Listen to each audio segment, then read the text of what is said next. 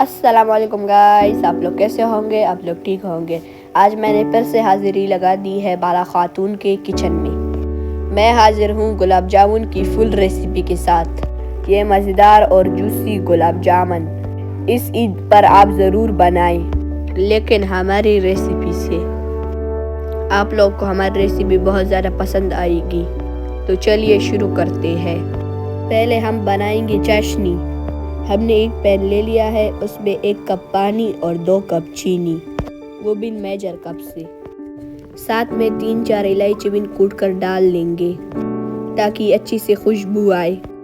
अब इसे तब तक पकाना है इसमें उबाल आ जाए। अब इसमें डालेंगे आधी नींबू का रस। इससे शीरा हमारे गुलाब जामुन में जमेगा नहीं। हमारी चाशनी तैयार है।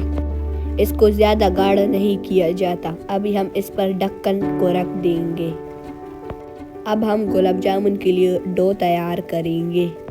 अभी हमने एक बाउल ले लिया है। अभी हम मेजर कप से नाप कर खुश्क दूध डालेंगे।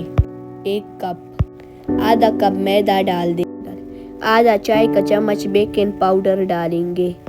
2 चम्मच घी डालेंगे और 1 अंडा थोड़ा सा दूध के साथ अच्छी तरह गूंद लेंगे और अच्छी से डो तैयार कर लेंगे जो बिल्कुल नरम होगी।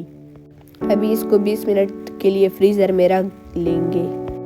तो चलिए गाइस, 20 मिनट हो चुके हैं। अभी हम इसकी अच्छी तरह छोटी छोटी बॉल्स बनाएंगे।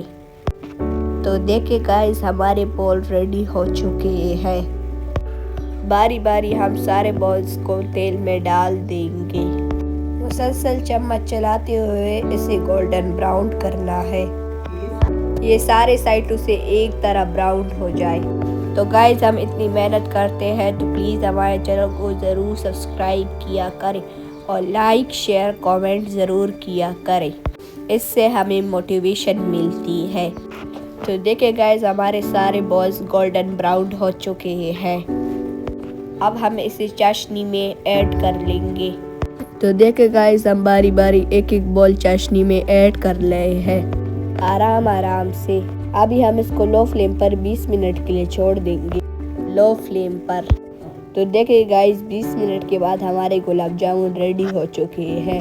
ना कोई गंदगी ना कोई बैक्टीरिया। इस ईद पर खुद बनाए और